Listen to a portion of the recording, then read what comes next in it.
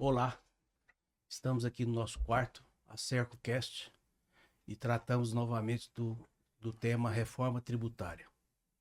Hoje iremos falar para as incorporadoras, o mercado imobiliário, as empresas incorporadoras e construtoras.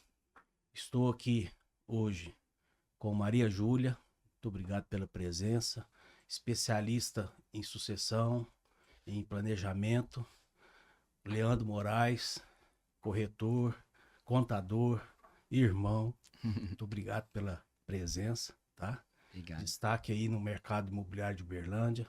Rosimeire, muito obrigado pela presença, especialista contadora em planejamento tributário. E nesse nosso bate-bola hoje, já vou lançar aí a primeira pergunta e a gente conversar sobre o tema, né? Leandro, o que você espera do mercado imobiliário com a reforma tributária? Como é que você está vendo hoje esse mercado imobiliário de Uberlândia e região? Você que está aí andando pelo Brasil inteiro, participando de vários eventos, né? Em São Paulo, em João Pessoa. Como é que está esse mercado imobiliário? Guinei, primeiramente, né, obrigado, é uma honra estar aqui participando desse podcast com vocês, né, a CERC é minha escola, né, onde eu comecei minha vida profissional com 14 anos, e ali eu fiquei até os 40 anos, 26 anos, né, aprendendo a servir as pessoas, e vocês aqui foram meus professores, então, é uma honra estar também ao seu lado, doutora Maria Júlia, e eu tenho certeza que vai ser um bate-papo muito especial para nós. O mercado imobiliário, né? Eu tenho aí 15 anos de experiência nesse mercado. Eu sempre digo que ele é cíclico, né? E hoje a gente vive um dos melhores momentos do mercado imobiliário, principalmente em Uberlândia, né? Uma cidade pujante, uma cidade crescente. Nós temos aí uma elevação de população anual de 12 a 14 mil pessoas, então isso gera uma necessidade, né, de moradia. E sempre assim, imóvel é objeto de desejo e de necessidade das pessoas, né? A família, ela vai crescendo, o filho precisa de um imóvel, né? Depois a família cresce, então assim, aquela casa que ficou grande, aí já tem que ir para uma casa menor, então, além dele ser dinâmico, né? Ele é um objeto, assim, realmente de desejo e necessidade de moradias, e a nossa cidade, né, é uma cidade já pronta em termos de infraestrutura de crescimento.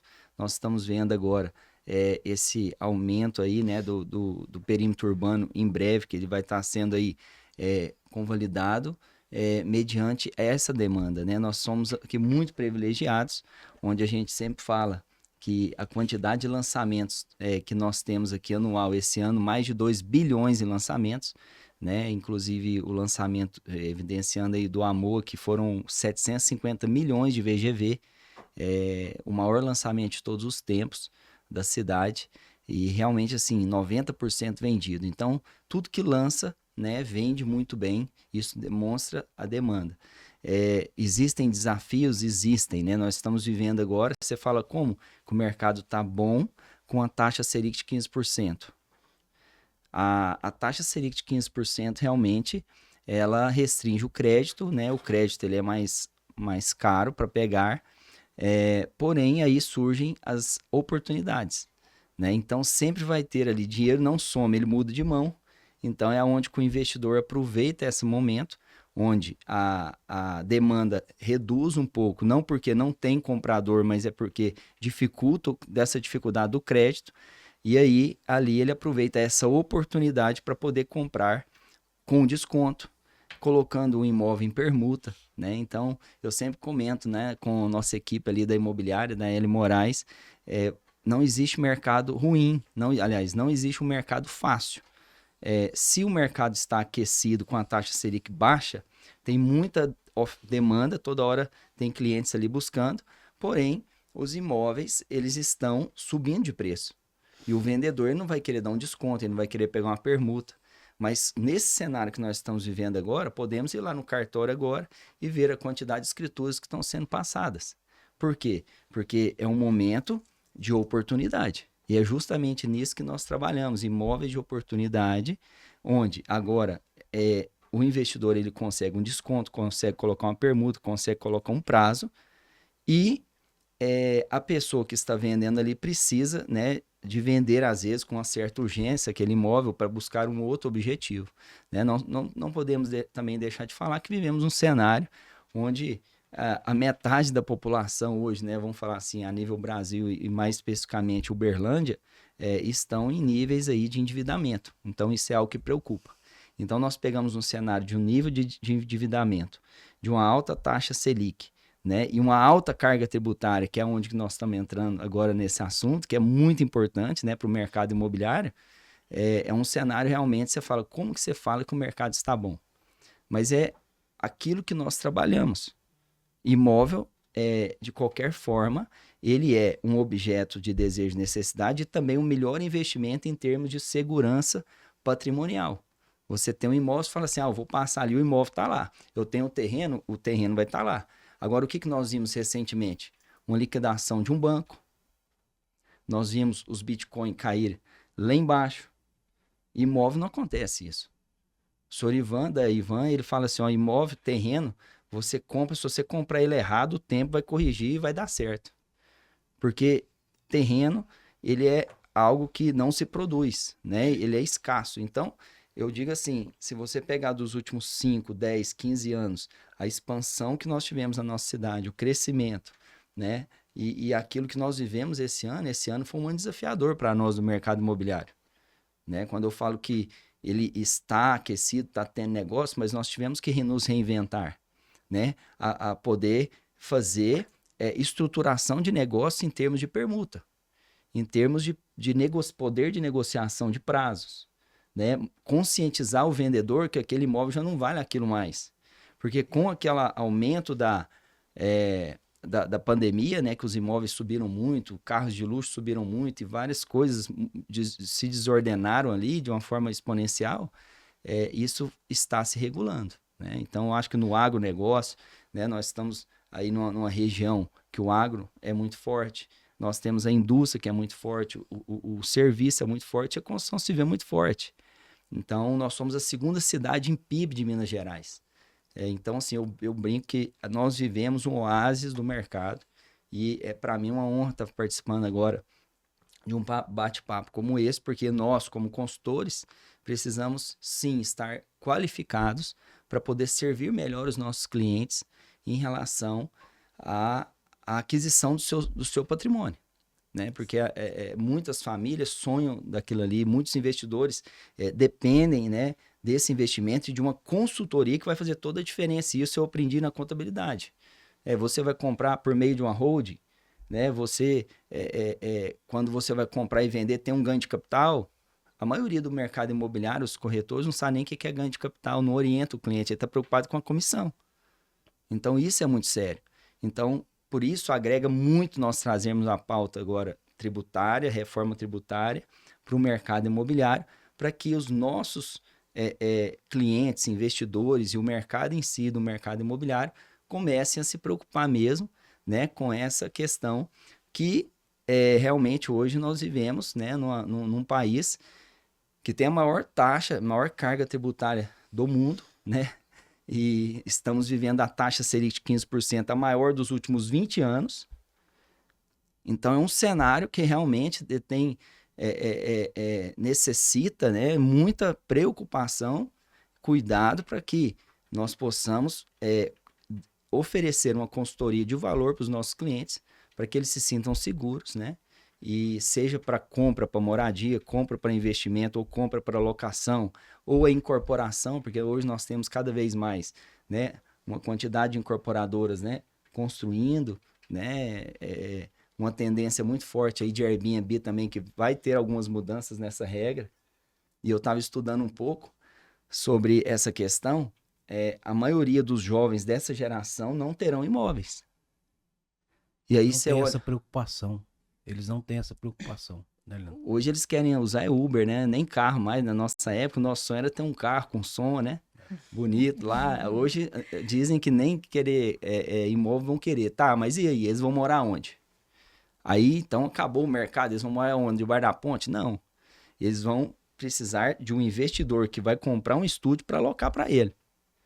E essa tendência de mercado de estúdios, que eu estou estudando em outras praças, né? Estive ali em João Pessoa, em São Paulo, em várias regiões aí, Goiânia, é a tendência, e aqui em Uberlândia está começando a se consolidar, então vale muita atenção aí dos investidores para esse ponto aí, de investir em estúdios 100% estúdios, tá? Porque é outro problema, porque imóveis aí que lançam estúdio 1, 2 e 3 quartos no mesmo prédio.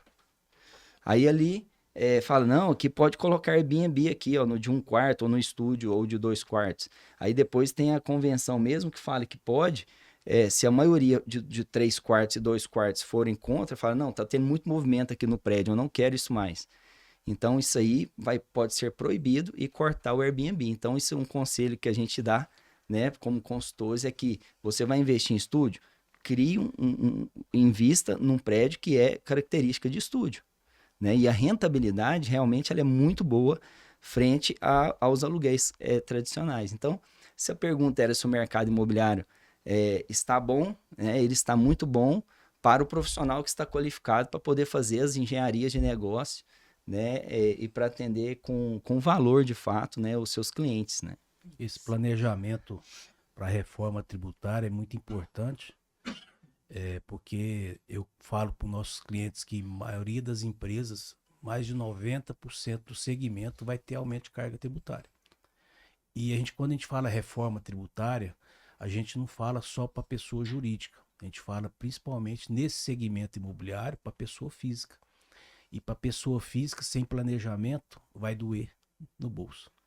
Então, assim, para cessão onerosa, para aluguéis, arrendamento, mesmo que seja rural, porque o arrendamento é rural, a gente tem que explicar, né, o aluguel, a locação para o mercado urbano, arrendamento para o mercado rural, né, e a cessão onerosa quando você tem um direito de exploração que você possa ofertar no mercado para ele poder se rentabilizar. Com isso, dependendo da situação da pessoa física, vai ter o IBS-CBS. E aí eu gostaria de perguntar, Rose, como é que ficam essas pessoas físicas que não estão preparadas para a reforma tributária? Primeiramente, muito obrigada, né, por poder participar, contribuir aqui com esse debate. Presença da Maria Júlia, do Leandro, né, que contribui muito com a gente sempre. Então, assim, o Leandro colocou muito bem a questão, né, do cenário que está hoje e trazendo isso para as regras que foram aprovadas, né, com a Lei Complementar 214, teve uma mudança grande em relação a essa questão que o Guinei colocou, que é a locação, que é a cessão onerosa e o arrendamento, né? Então, trouxe um impacto grande para as pessoas físicas. Por quê? Porque na legislação trouxe que, por exemplo, locação, cessão onerosa e arrendamento, com valor acima de 240 mil no ano anterior, essa pessoa física, né, ela vai passar a ser contribuinte do IBS-CBS. Então, renda acima de 240, com mais de 3 imóveis, né, ela já está numa característica de contribuinte IBS-CBS. Então, dentro dessas regras, nós vamos ter essa questão dos 240 mil, nós temos também para aquele valor que exceder 20% desses 240, então, ou seja, daria uma renda aí de 288 mil no ano anterior, essa pessoa física também passará a ser contribuinte IBS-CBS, né? Temos também a questão da alienação e cessão de direito, e é um fato, né, novo e impactante para as pessoas físicas, aquela pessoa física que possui mais de um imóvel, né? Mais de um imóvel construído por ele próprio, né, no ano anterior, ele vai ser contribuinte IBS-CBS. Tem uma questão também para valores recebidos de imóveis por meação, por doação, por herança, uma mudança também que veio na reforma. E esses valores para a pessoa física não ser considerada contribuinte não haja a incidência do IBS-CBS, ela precisa de estar com esse imóvel pelo menos 5 anos da data de aquisição desse imóvel. Por quem? Por quem está doando, pelo cônjuge ou pelo falecido no caso de herança. Então, são situações, tem outro caso, imóveis, a pessoa física com imóveis, locação, alienação de mais de 3 imóveis distintos no ano calendário anterior, ela também vai se enquadrar na regra de ser contribuinte do IBS-CBS. Então, isso é uma mudança grande e significativa, igual o Leandro colocou, né? Às vezes, o empresário, ou mesmo a pessoa física, ela não tem dimensão, né, do que é o cenário agora com a reforma tributária, com impacto lá na pessoa física, que anteriormente a gente era muito resumido falar da tributação das rendas na pessoa física. Então, hoje amplia, né, essas possibilidades de tributação. E aí tem que se estar preparado, entendendo qual que é o reflexo na receita dessa pessoa física, para que ele tome a melhor decisão aí em termos de planejamento, né? Dando Exato. seguimento, Rose, nesse planejamento que você nos apresenta, as empresas, os contribuintes que serão tributados pelo regime, pelo novo regime BS-CBS, vai ter alguma saída para ele, algum regime especial, alguma coisa que possa beneficiá-lo? Tem. A Lei Complementar 214, ela trouxe também uma opção dentro dos regimes de transição, ela trouxe um regime opcional de recolhimento de IBS-CBS com alíquota fixa de 3,5% em cima do valor da receita, né? Só que ela trouxe critérios para isso. Então, a pessoa que fizer, neste período de transição, opção por pagar o IBS-CBS numa alíquota fixa, né, sem levar em consideração a alíquota de referência, ela não pode admitir créditos, ela precisa de ter essa receita segregada, né, para que ela possa, porque às vezes tem situações que vai estar com a opção dos 3,65 e outras receitas não vai estar dentro do mesmo regime. Por exemplo, na prática, o que acontece com esse regime opcional, Guinei? Ela está prevista para contratos de locação residencial e não residencial. E para contratos com prazo determinados e que foram assinados anteriormente à publicação da Lei 214.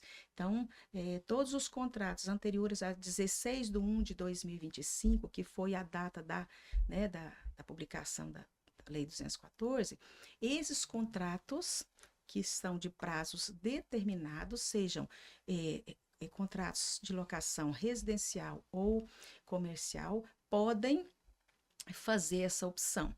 Então, para fazer essa opção, ele precisa de manifestar essa opção até 31/12/25 agora.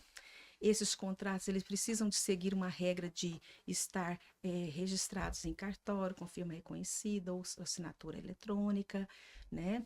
E para o não residencial, ele tem uma previsão de que pela data do prazo do contrato. Então, terminou esse contrato que é determinado, encerra-se esse regime opcional e ele passa a estar dentro do regime normal de IBS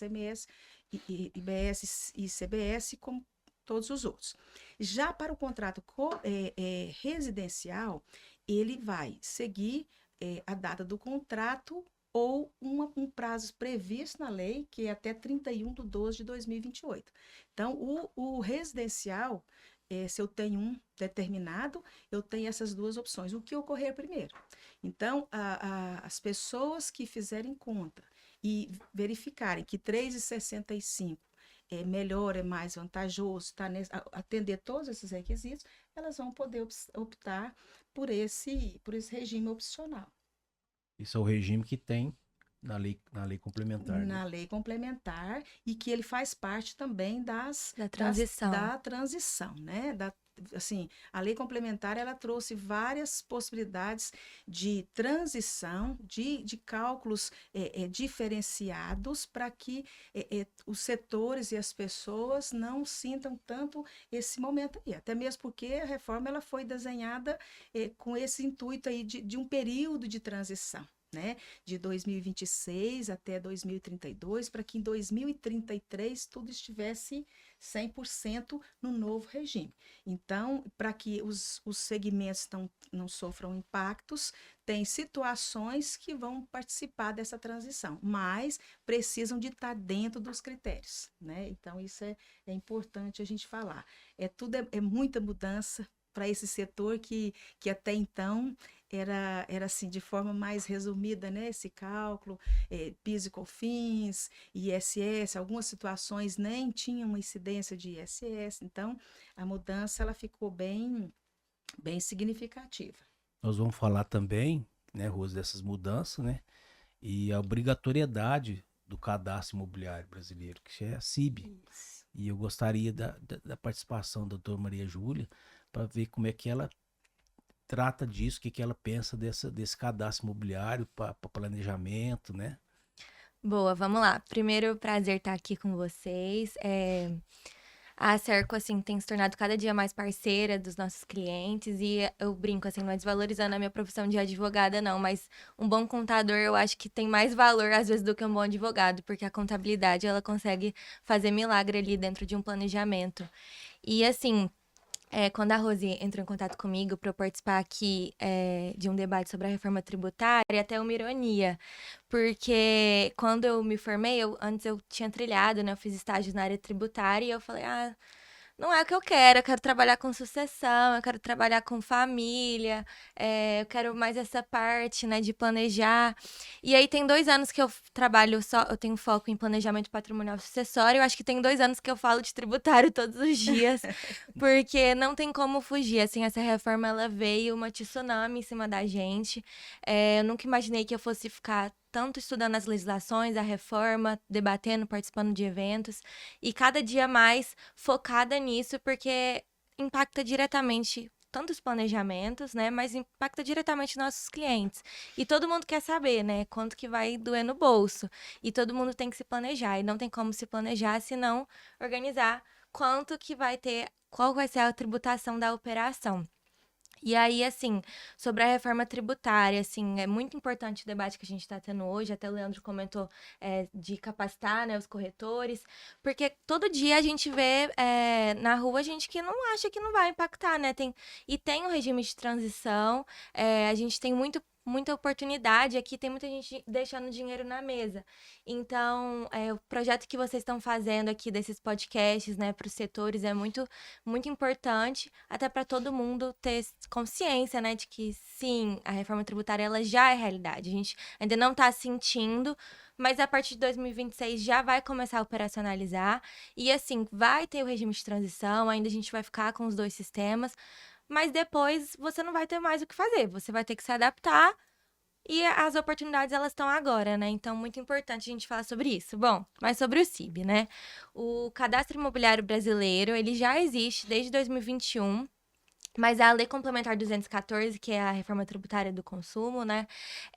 Ele trouxe a obrigatoriedade de todo mundo, tanto pessoa física, tanto pessoa jurídica, se cadastrar. Então, todo mundo precisa regularizar as informações, né? E o CIB, ele é o cadastro do imóvel. Ele vai funcionar como um CPF do imóvel. Então, ali vão ter as informações relevantes e toda transação imobiliária vai ter que conter o CIB, obrigatoriamente, quando você registra ali qualquer tipo de movimentação no cartório, um contrato de locação, compra e venda, todo o registro que você fizer, o cartório ele automaticamente vai importar essas informações para o Sinter, que é um Sistema Nacional de Gestão de Informação, E a Receita Federal ela tem acesso direto ao Sinter. Então a gente vê um aumento de troca de informações muito relevante. Então muita gente tem falado de reforma tecnológica também. A Receita Federal ela já é muito tecnológica no Brasil, mas a reforma tributária ela veio impulsionando. Tem muitos anos que o pessoal está trabalhando em sistema.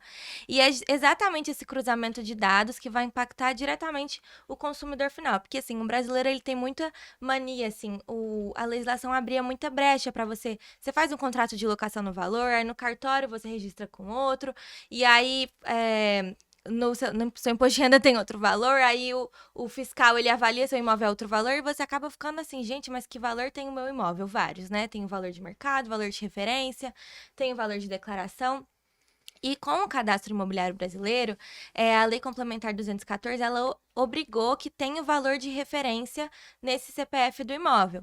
Então, obrigatoriamente, eu vou precisar considerar as condições mercadológicas para precificar esse imóvel. Então, todo imóvel vai ser avaliado a valor de mercado, que a gente chama. E é com isso que a gente vê, talvez, um aumento da base de cálculo dos nossos impostos. Então, muitos deles, o imposto de herança, que a Rose comentou antes, não tem aqui um aumento aqui tributário, mas obrigatoriamente todos os entes federais eles vão estar obrigados a seguir esse valor de referência e acaba que o meu imposto vai ficar maior, que a minha base de cálculo vai ficar maior, que obrigatoriamente eu vou seguir esse valor de mercado dos imóveis e dos bens. Bom, outra questão importante aqui que a gente tem alertado muitos clientes.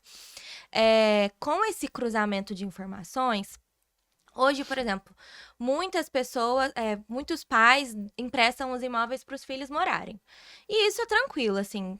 Mas não tem, assim, vai incidir tributo sobre isso? Não, não vai incidir tributo sobre isso. Mas algo precisa ser feito. Então, eu não consigo mais viver nessa situação de informalização. Eu preciso sempre registrar os meus atos, porque esse cruzamento de dados pode alertar a Receita Federal e você pode cair numa fiscalização. Então, se eu tô lá no meu imposto de renda, por exemplo, eu falo que eu moro no endereço X. Lá nos meus bens e direitos não tem que eu sou proprietária desse imóvel. Tudo bem.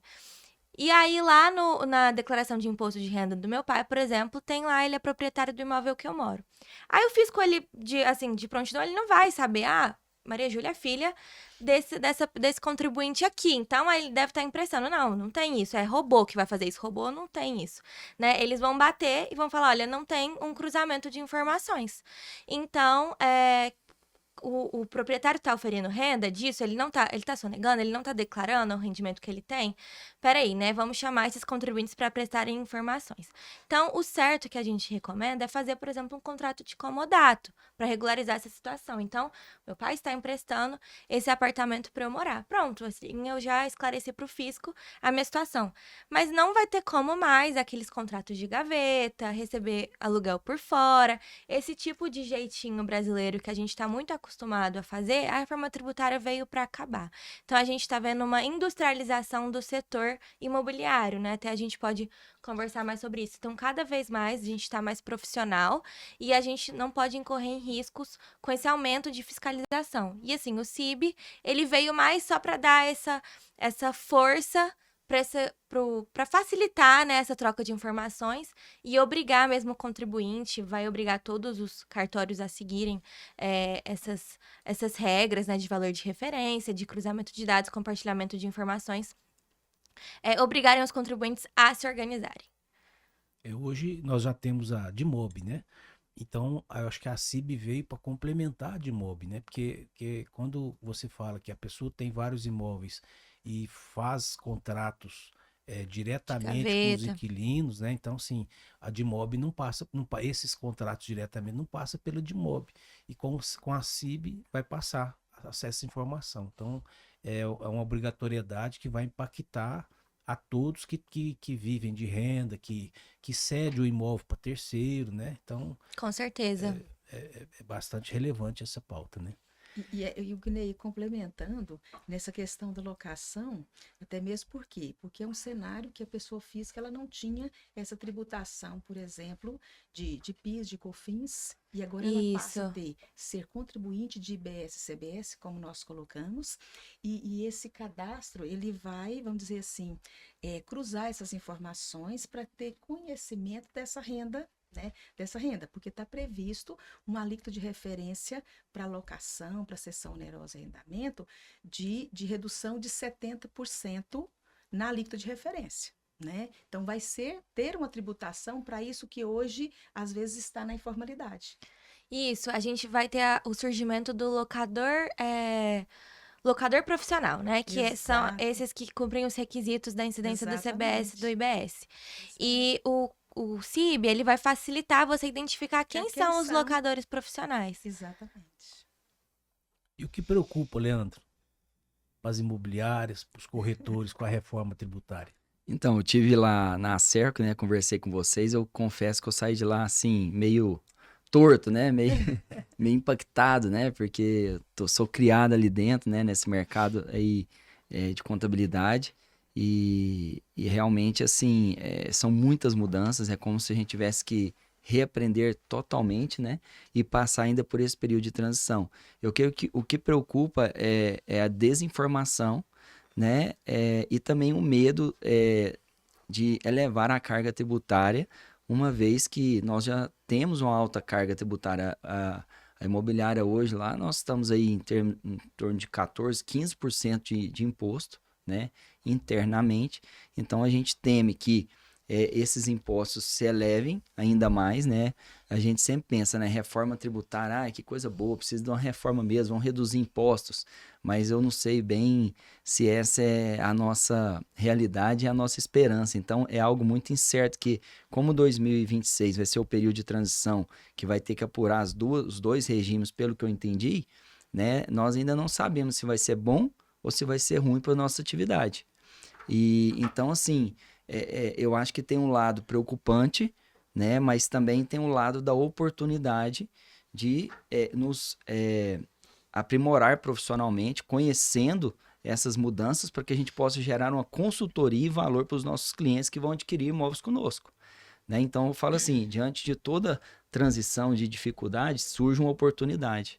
Então, não só na minha profissão eu vou ter uma oportunidade de gerar valor para o meu cliente, né? Ou seja, se nós aqui somos prestadores de serviço, nós temos que amar problema. Então, nós estamos diante de um problema e que isso vai nos qualificar se estivermos preparados. O corretor de imóveis, a imobiliária, que não se preparar, que não se qualificar, que não estudar para gerar uma consultoria além de se preocupar em vender um imóvel, ele vai ficar para trás, né?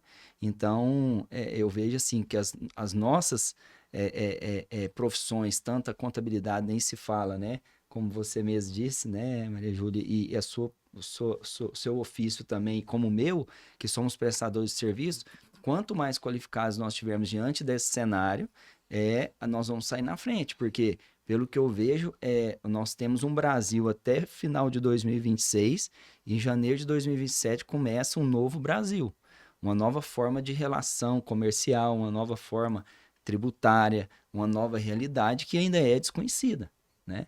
E que é muito complexa, esse caminhar que nós vamos caminhar aí em 2026, né? Igual, nós estávamos conversando aquele dia, né, Guinei? Uma construtora que está construindo agora, ela vai estar vendendo os imóveis na planta em um regime que dentro do ano de 2026 ela vai estar em obra e que ela ainda vai estar vendendo esses imóveis durante 2026, 2027 e com cargas tributárias e regras diferentes, né? Então, imagina a mente, né, e o planejamento da consultora diante de um cenário desse. E nós trabalhamos diretamente com consultoras, trabalhamos com incorporadoras, trabalhamos com cliente final, né?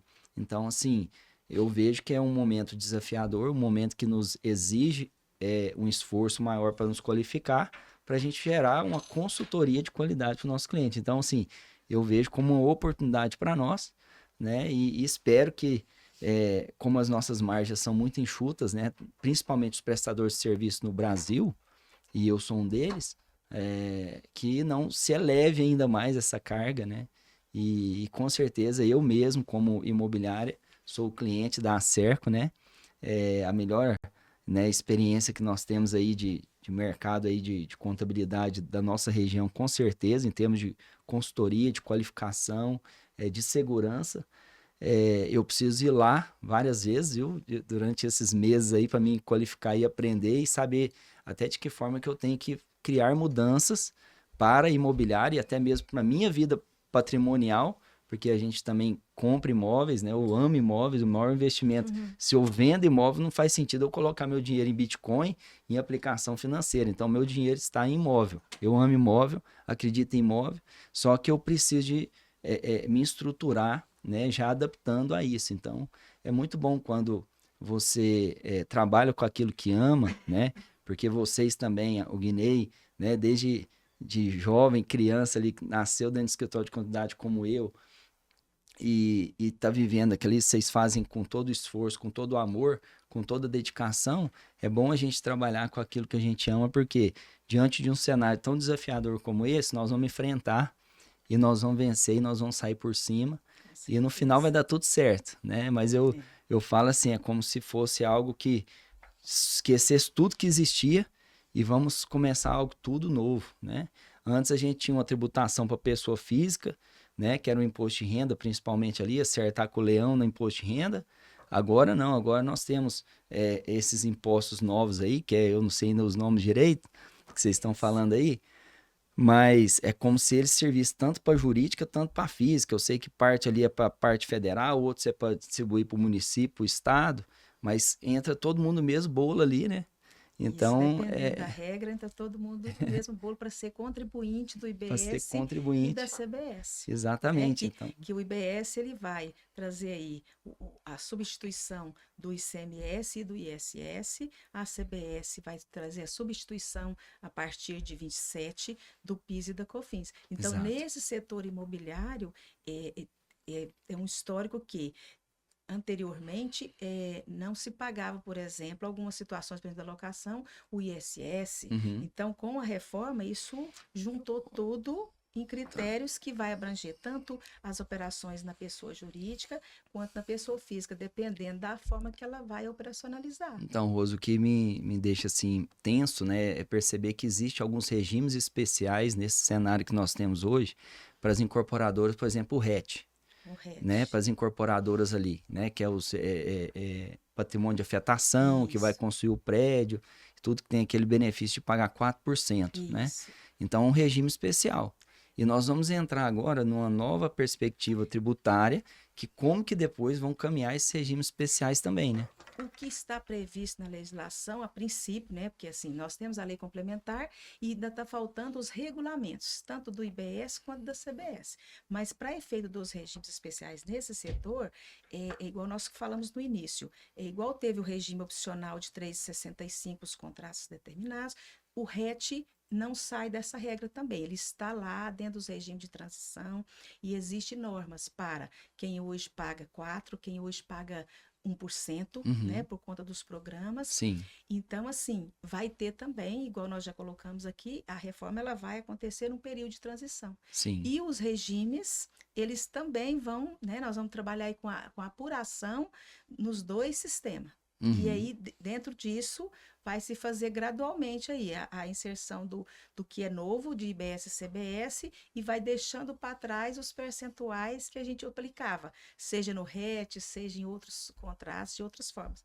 Então, a tendência é que lá em 2033, quando a reforma estiver totalmente implantada, que não tenha-se mais nenhum tipo de benefício, que todo mundo esteja no regime regular de recolhimento do IBS e da CBS. Mas, Rose, dando sequência, como é que fica a tributação do IBS-CBS para compra e venda de imóvel? Vamos dar uma sequência, porque já entrou no assunto. Então, vamos dar uma sequência. Acho que você dá uma sequência aí e explica para a gente. Então, eu vou explicar aqui, assim, de forma prática, a compra e venda de imóveis e também a incorporação, porque tem tudo muito a ver.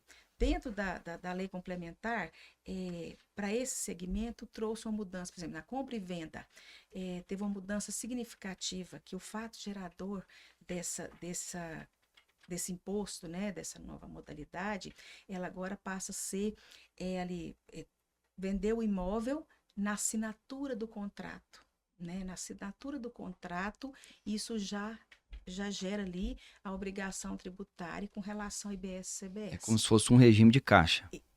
como se fosse, né? Aí, por exemplo, compra e venda, nós vamos estar com a assinatura do contrato, né? Vamos fazer ali qual que é a base de cálculo do IBS-CBS, vai ser o valor da operação.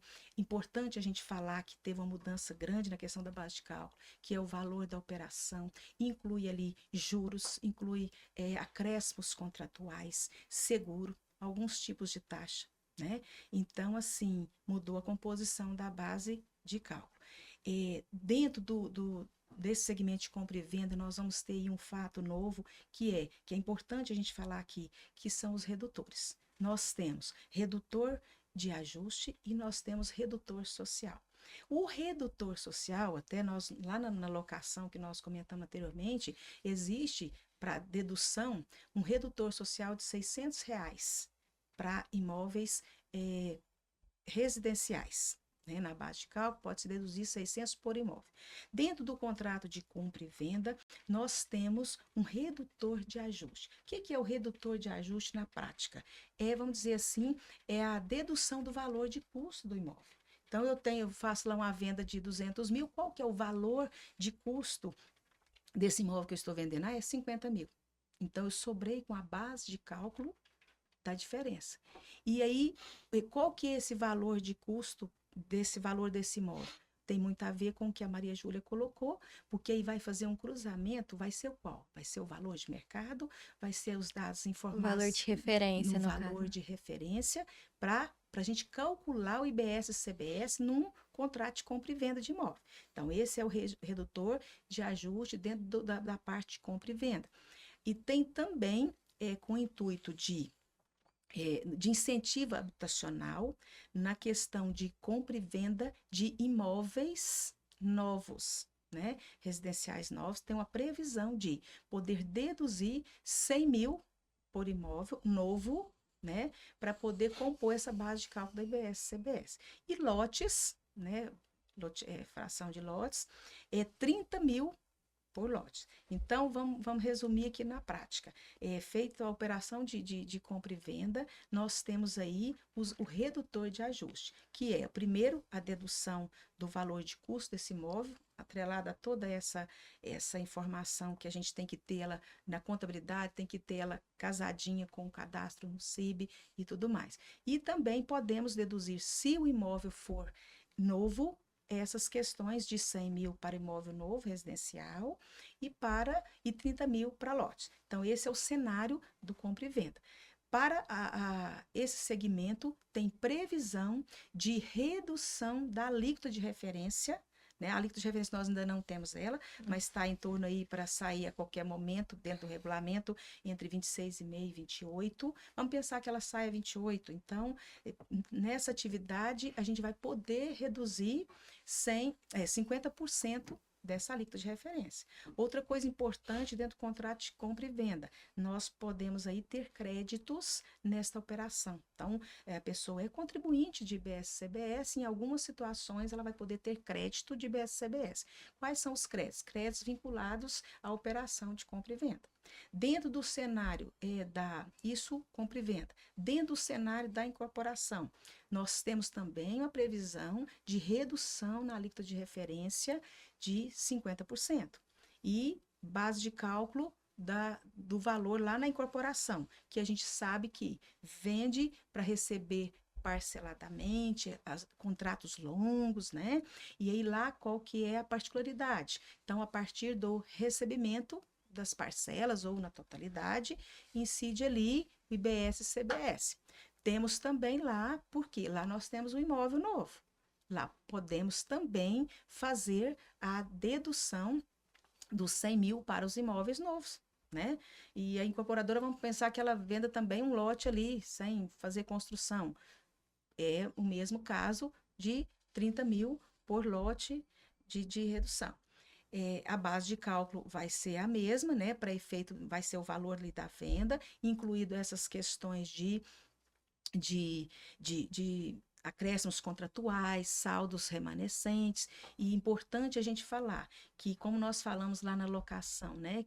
Que a base de cálculo lá não inclui tributos e emolumentos, despesas condominiais.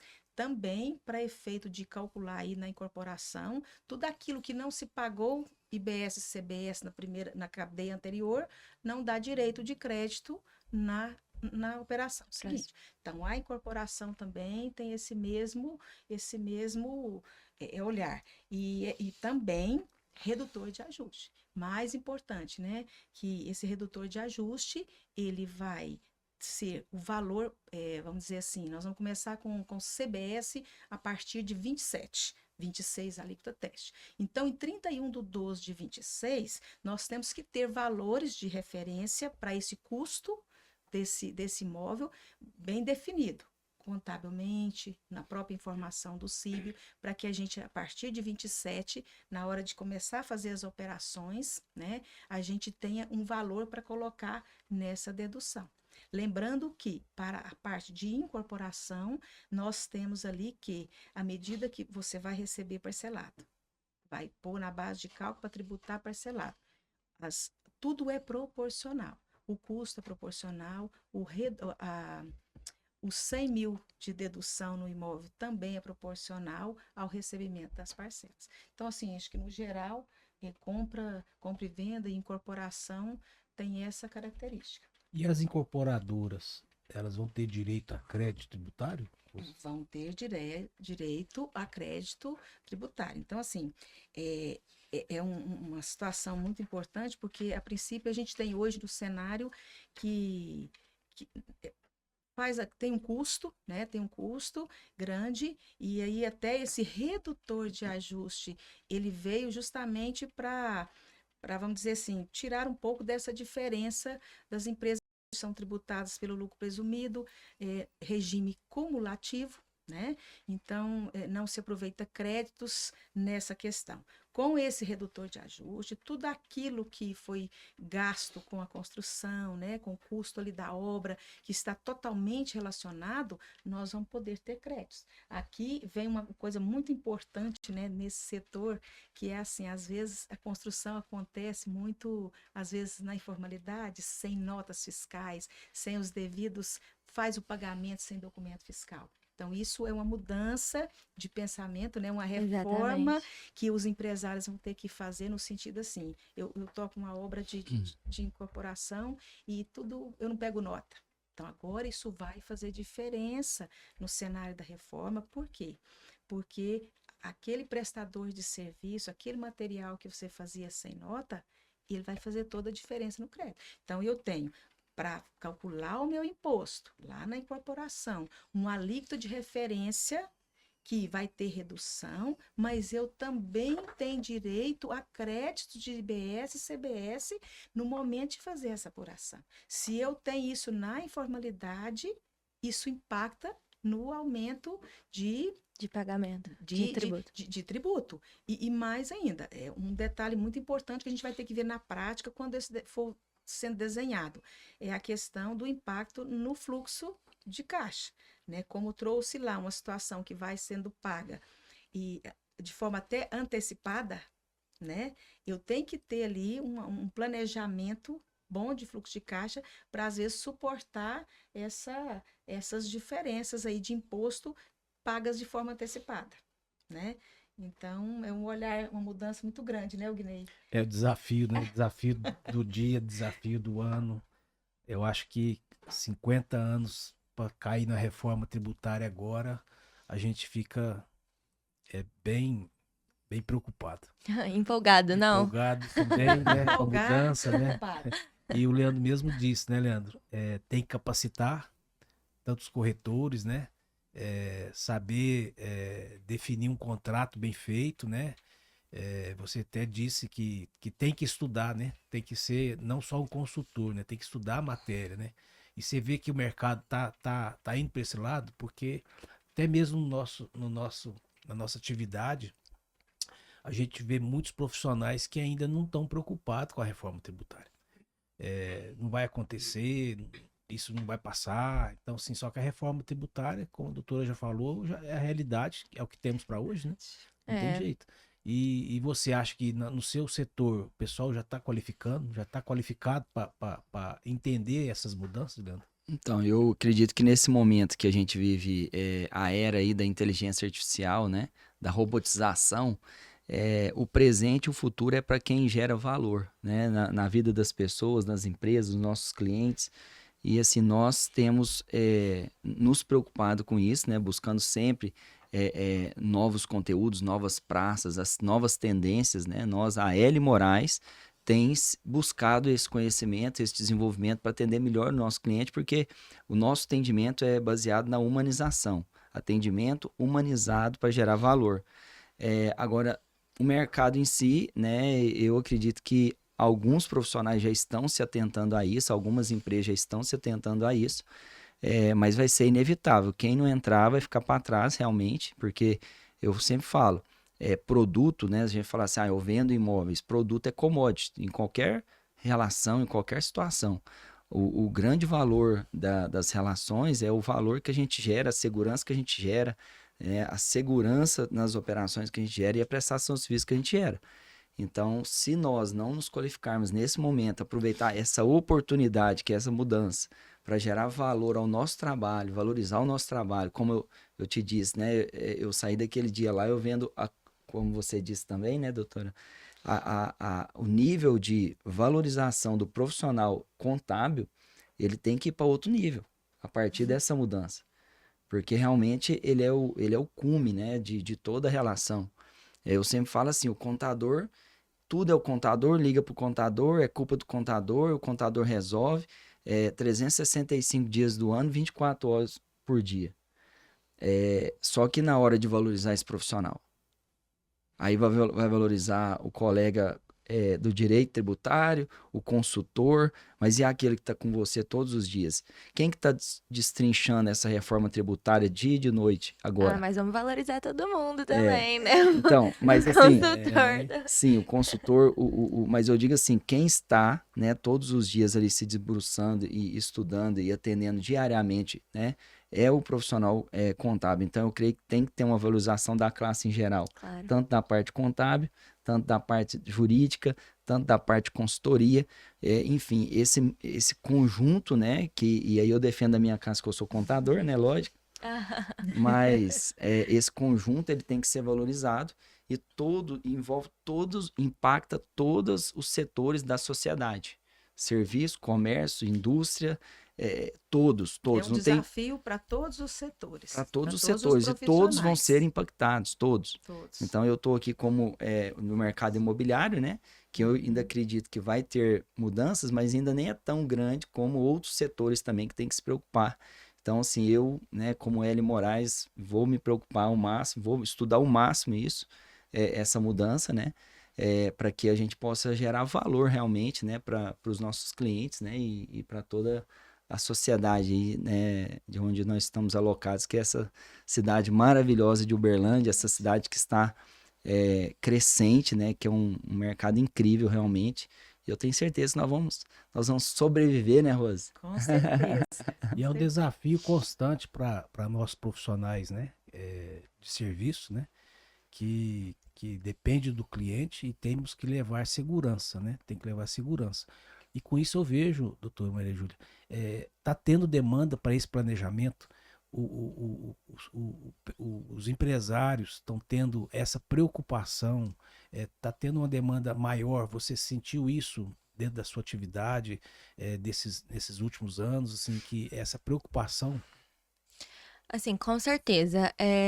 Eu fico feliz, assim, que o aumento de demanda por planejamento tá acontecendo, porque é algo que, assim, deveria ser natural, né?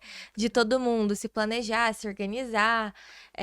Mas ele veio, assim, com maior intensidade desde a emenda constitucional 132, né? Que foi a que começou tudo isso. E eu acho que o planejamento, a demanda por planejamento, ela foi impulsionada, assim, mais pela mudança ali no ITCMD, que é um imposto que a gente não está tratando hoje, mas é o imposto principal ali, quando a gente está falando de planejamento patrimonial sucessório, né, que é o imposto sobre herança, transmissão via herança e doação. E ali na mudança da sistemática do ITCMD, a gente já veio a gente viu as famílias se preocupando muito com a sucessão, com o aumento dos custos, e aí puxando o planejamento para dentro da família, né? E aí a gente começa a falar desse assunto, mas aí as reformas não param, né? Então a gente está tendo uma reforma tributária do consumo, que é a que a gente está vendo aqui, que vai impactar os negócios, e aí a gente tem a reforma tributária na renda, né? Que até a gente espera uma sanção hoje do PLP 1087, que vai, enfim, transformar também a parte da tributação da renda. Então, a gente está tendo uma também reforma na tributação sobre herança. Então, assim, tá tendo reforma para todos os cantos. Então, se a gente começa uma reunião de planejamento hoje, e às vezes a gente até para, assim, vamos dar um tempo, porque o cliente, ele sai com tanta informação e ele percebe que tem tanta coisa para se movimentar, para fazer, que, assim, pode parecer assustador. Mas, assim, não, eu não gosto de causar essa sensação de sensacionalismo, né? Então, assim, tá acontecendo muita mudança, mas tem o que a gente fazer, tem o que a gente se organizar.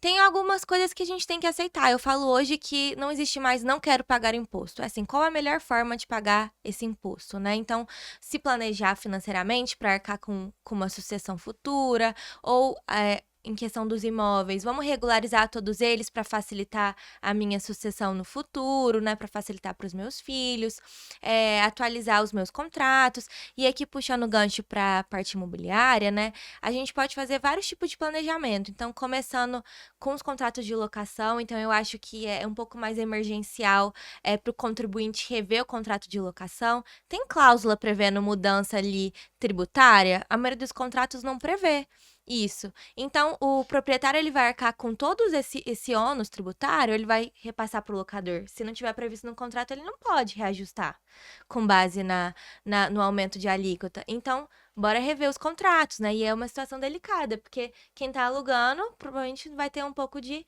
resistência para aceitar essa mudança. Então, às vezes, fazer uma negociação também em cascata, igual está sendo a reforma, então vamos aumentar gradativamente, porque senão, sim, o proprietário ele vai se prejudicar, ele vai ter enfim, quem vai se prejudicar mais é quem está alocando, né? Que vai ter um aumento ali também no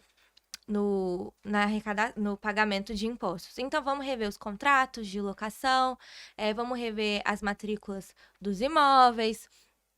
E aí depois a gente passa, né, vamos organizar o meu patrimônio imobiliário, e aí a gente tem as famosas holdings patrimoniais, né, que, assim, muito famosas, e aí a gente fica tendencioso, uma hora a gente acha que ela é muito boa, uma hora a gente acha que ela é muito ruim, é polêmico, mas não é assim, a holding, ela existe, mas ela vai depender de cada família, de cada patrimônio e de cada objetivo. Então, não é para todo mundo, não é assim um quadradinho que você implementa, um pacote, ela tem que ser avaliada. Então, o CBS e IBS, eles vão aumentar, né, a carga tributária, e é uma oportunidade, às vezes, você constituir essas empresas patrimoniais para fazer o recolhimento desses impostos, porque a alíquota, ela mesmo com a reforma, ela vai continuar menor na pessoa jurídica. Mas algumas coisas têm que ser levadas em consideração. A gente não pensava, não preocupava muito com os débitos e nos créditos, porque isso não era uma realidade da apuração tributária das pessoas jurídicas. Agora, isso vai ser uma vantagem muito grande. Então, a gente vai conseguir abater as despesas e diminuir a minha carga tributária. Então, a holding, ela passa a ser mais vantajosa ainda. Mas algumas coisas precisam levar em consideração. Eu vou vender os imóveis nos próximos 5 anos, porque talvez manter na pessoa física continua sendo vantajoso pelos benefícios que eu tenho hoje de ganho de capital. Eu quero deixar esses imóveis perpetuados na minha família, transmitir, então pode ser vantajoso em questão sucessória, porque eu já coloco meus filhos na estrutura e eu já consigo fazer com que na minha sucessão isso seja mais simples. Eu vou transmitir cotas e não vou transmitir imóveis. Então, tem algumas vantagens e algumas desvantagens também, que às vezes, eu às vezes não, eu preciso pagar o ITBI para fazer esse tipo de incorporação, né, dos imóveis. Eu integralizo ali numa empresa, mas é o fator de incidência de um outro imposto, que é o ITBI, que inclusive a gente está discutindo no STF agora, se incide ou não o ITBI. Então, a gente tem que fazer conta. Eu quero pagar esse imposto agora, porque se eu não quiser integralizar numa empresa, eu não preciso recolher o ITBI. Então, às vezes vale a pena, às vezes não vale a pena. Cada família tem o seu planejamento, tem a sua estratégia. E, assim, a reforma, ela veio para mudar a forma de pensamento das pessoas. Então, antes tinha muita informalidade, agora eu não consigo mais trabalhar na informalidade. Eu vou precisar formalizar o meu patrimônio, as minhas negociações, para seguir, para estar dentro ali dos parâmetros que o governo quer que você esteja. Eu Preciso costumo fazer dizer, doutora Maria Júlia, que a holding patrimonial ou holding de participação, ela faz todo sentido para muitas famílias. E não é um pacote fechado. Isso mesmo. Para cada caso, a gente tem que estudar. A gente faz um trabalho lá para identificar as oportunidades nesse setor e a gente se depara com N situações muito divergentes, nunca é igual de uma família para outra. Então, assim, por isso que eu perguntei da demanda, porque a gente é consultado diretamente também sobre holding e a gente vê que tem uma demanda, uma preocupação também sobre isso, né? Assim, algumas pessoas procuram para estruturar a holding, mas elas não querem pagar os impostos necessários para deixar essa estrutura redonda. Então a gente simula, né? Olha, se você vender um imóvel dentro de uma pessoa jurídica, vai custar tanto, se for na física, vai custar tanto. Aí você imputa os custos de manutenção da estrutura. E assim, pode fazer sentido para algumas famílias, mas para outras não. E aí a gente tem outros planejamentos. Às vezes, se a sua preocupação é sucessória, vamos antecipar a sucessão, aproveitar o ITCMD atual, que vai aumentar também. Então a gente pode pensar em outras estruturas ali para fins de planejamento patrimonial e sucessório. Tem N situações, né? Tem N situações, é. exatamente. E Rose, falando assim bem brevidade, né, por causa do nosso tempo também, né, como é que fica aí o IBS-CBS para as imobiliárias como intermediação, né, na área de intermediação, no recebimento das suas comissões, né, como é que fica? Trouxe também, né, nesse setor aí de administração e gestão de imóveis, trouxe também a possibilidade de redução de 50% na alíquota de referência, né? E um fato importante é que, assim, igual você colocou, a partir de que vai acontecendo os recebimentos das comissões, você vai tributar esse recebimento, podendo tirar ali, excluir a questão dos valores de repasse para outros corretores, porque às vezes acontece, né? É uma venda, uma intermediação que envolve vários profissionais. Então, na hora de compor essa base de cálculo da administração, da taxa de administração, você pode deduzir isso esses repasses que você fez, né, com devido comprovação para outros corretores, para compor essa base de cálculo. Valores também que foram pagos de comissão diretamente do cliente para outros corretores, tudo isso não entra na base para poder compor. Teve a alíquota de redução, né, setorial de 50% que eu coloquei. Também tem previsão de aproveitamento de crédito para aqueles serviços e materiais, todo aquele que está relacionado diretamente com atividade de administração e de intermediação, pode ser deduzido, né? E acho que, no geral, para administração e intermediação, é isso, né? Prestação de serviço, né? Emissão do documento fiscal. Para emitir, vai se fazer esses critérios de descontar esses repasses para os outros corretores e aplicar o redutor lá de 50%. É uma mudança significativa no setor que não vai ter mais o recibo de locação, né? Vai ser a nota fiscal mesmo, né, Rose? Então, sim, isso é uma mudança que as empresas vão ter que planejar, ter um RP já que possa atender essa situação, né? Porque não vai existir mais recibo de locação, vai ser uma nota fiscal referente a isso, né? Para o futuro, né, ser tributado com o CBS e o IBS, né? Então, sim, é importante destacar essa mudança, né, Rose? Essa mudança. E é uma mudança, vamos dizer assim, grande, né? Porque historicamente a gente sabe que o setor imobiliário, essas operações, todas essas que nós citamos aqui hoje, muitas dessas situações, elas não exigem, atualmente no cenário, emissão de documento fiscal. Só que com a reforma, né, vai ser preciso a gente mudar todo o conceito que a gente tinha de documento para poder formalizar essas operações, tanto lá na compra e venda de imóveis, na incorporação, na própria administração já tem a nota fiscal de serviço, mas nas locações, então a lei complementar ela trouxe a possibilidade de que vai ter que ter um documento fiscal. Como que está isso hoje até então, né? Já saíram, acho que umas 2 notas técnicas em relação à nota de serviço, com adequação desses códigos, dessas operações que nós tratamos aqui, para que o fisco ele tenha condição de ter uma mesma base essa operação. O valor da venda, né? O valor desse imóvel junto com... É um cruzamento geral.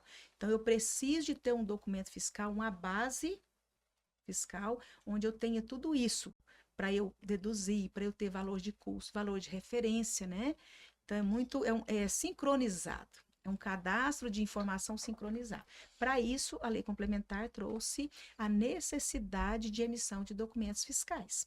Então, está sendo desenhada aí, já saiu algumas notas, como eu falei, para que esse documento ele venha a existir. Então, a nota fiscal na alienação de bens imóveis, como que ela vem? Então, está sendo desenhado, tem previsão de documento fiscal, lá na parte de eletrônico também, para as incorporações, tem uma previsão, nota fiscal de alienação de bens imóveis, né? Que jeito que ela vem, que informação que ela vai trazer para a gente identificar que tipo de operação que é e o que eu posso deduzir de tudo isso que nós falamos. Então, é importante ter em mente que nós vamos ter que mudar o conceito na hora de ter o documento para poder apurar a receita e o faturamento, seja da pessoa jurídica, seja da pessoa física. Que hoje, igual a locação é fatura. Então, no cenário da reforma, não é fatura mais, é um documento eletrônico, mas que tipo de documento que vai ser? Então, nós temos que aguardar isso nas regulamentações que estão aí saindo a todo momento. E, doutor Maria Júlia, do ponto de vista jurídico, para esse setor, trará mais segurança? A gente falar de segurança jurídica no Brasil e atualmente é um pouco complicado e delicado, porque um cenário de reforma, ele não é um cenário seguro, a gente ainda não sabe, né, como as coisas vão ser. Eu costumo falar que a gente tá fazendo manutenção no carro com ele andando, né? A gente montando o carro e ele tá andando, porque a gente, enfim, não sabe, a gente não tem todas as regulamentações ainda, né? E assim, a gente vive num cenário de insegurança, por exemplo, nesses cálculos, não consigo apurar exatamente quanto que o cliente me pergunta, mas quanto que eu vou pagar de TCMD? Eu não consigo dizer, porque o fiscal estadual, ele pode ir lá e avaliar meu imóvel da forma que ele bem entender, e aí eu consigo dar uma estimativa. Olha, a gente pode usar esses valores aqui, tem o valor de declaração, tem o valor venal, tem o valor de mercado que você me fala, mas o fiscal vai avaliar. Mas a reforma tributária, ela vem sim, eu acredito que ela vem para dar mais segurança jurídica. Depois que a gente passar por esse período de transição, depois que a gente passar pela adaptação, depois que todas as reformas forem aprovadas e estiverem rodando, o objetivo é dar segurança jurídica, porque o contribuinte ele vai saber quanto ele vai pagar de imposto. Exato. Hoje o contribuinte é vendido, assim, em todas as esferas, igual eu falei, até na esfera de transmissão de herança e na esfera do consumo. Você não sabe quanto você paga de imposto. O objetivo da reforma é dar mais transparência, simplicidade. Assim, eu falo rindo porque o que a gente tá falando aqui não é nada simples. Mas vai ser, assim, o objetivo é que quando os sistemas estejam rodando, a gente traga simplicidade para apuração de tributos. Então, nas notas vão vir tudo destacado, você vai ter o sistema de crédito e débito. Então, é um sistema mais sofisticado. Então, a gente sente, né? A gente precisa de uma educação do contribuinte, uma educação dos brasileiros para entenderem, olha, eu preciso que o meu fornecedor emita nota. Antes era não quero isso. eu quero a nota, então eu vou escolher o meu fornecedor o que tiver mais regular possível. E eu não quero só que ele limite a nota, eu quero que ele limite a nota da forma correta, porque eu quero gerar o meu crédito. Hoje faz toda a diferença. Faz toda a diferença. Então é uma educação que a gente vai passar. O sistema ele muda completamente.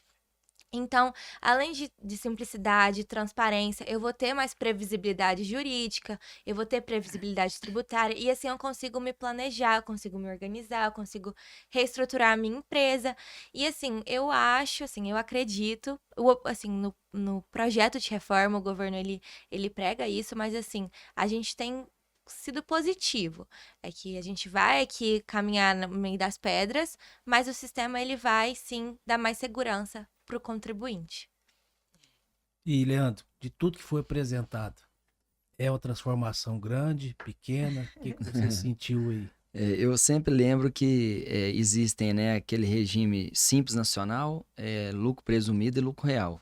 Eu vejo, olhando de fora, é como se toda relação comercial e de serviço se tornasse lucro real. Uma vez que você se preocupa justamente o que a doutora disse, né, que você se preocupa com a nota que você está tomando de serviço, dela ser entregue para você de forma correta, porque aquilo ali vai ser um fruto de um crédito. E a gente sabe, né, que toda aquela relação de lucro real, tanto débito e crédito que a gente tinha, dependia muito disso. Então eu vejo como algo que revoluciona totalmente, né, o nosso o mercado, né, a relação de serviço e comércio e indústria. E a mudança, não tem nem como falar. Eu creio que é uma revolução completa, né, da forma tributária das relações mesmo, e que vai mudar muita coisa. E espero que no final disso, né, aumente a arrecadação, né, para o governo, mas que de alguma forma isso reduza a carga tributária, né, ao mesmo tempo do impacto tributário de custo das empresas, uma vez que vai ter mais sair muitas pessoas aí da informalidade. Muitas empresas, muitas pessoas vão sair da informalidade e com esse equilíbrio possa haver uma redução tributária. Não sei se vocês entenderam, mas eu creio que esse poderia muito ser um resultado final que ainda é desconhecido. Eu acho que ninguém aqui pode falar que vai reduzir imposto ou que vai aumentar imposto ainda, né? Então, eu estou curioso aí para saber como que vai ser esse ano de 2026 do teste, né, das duas apurações, para que em 2027 a gente tenha aí, né, a gente vai estar vivendo um novo patamar, eu creio, também político, né, já vai ter passado as eleições e que a gente possa vir aí numa nova vertente, né, de crescimento do nosso país de uma forma equilibrada, segura. Já a parte da taxa Selic também com a redução, porque nós estamos aí já há algum tempo, né, com essa taxa Selic muito alta de 15%, reduzindo aí para que a gente possa aumentar aí nossos negócios, né, e que o Brasil possa crescer. Nós temos que ter essa esperança. Uma reforma tributária dessa pode impactar, sim, positivamente, né, e a esperança de dias melhores, né. Estamos chegando aqui no nosso final, né? Nosso bate-papo. Quero agradecer a Rose pela participação. Leandro, muito obrigado. Doutor Maria Júlia, muito obrigado. E para você que está nos assistindo, se gerou dúvida nessa reforma tributária das incorporadoras, das imobiliárias, procure a Serco.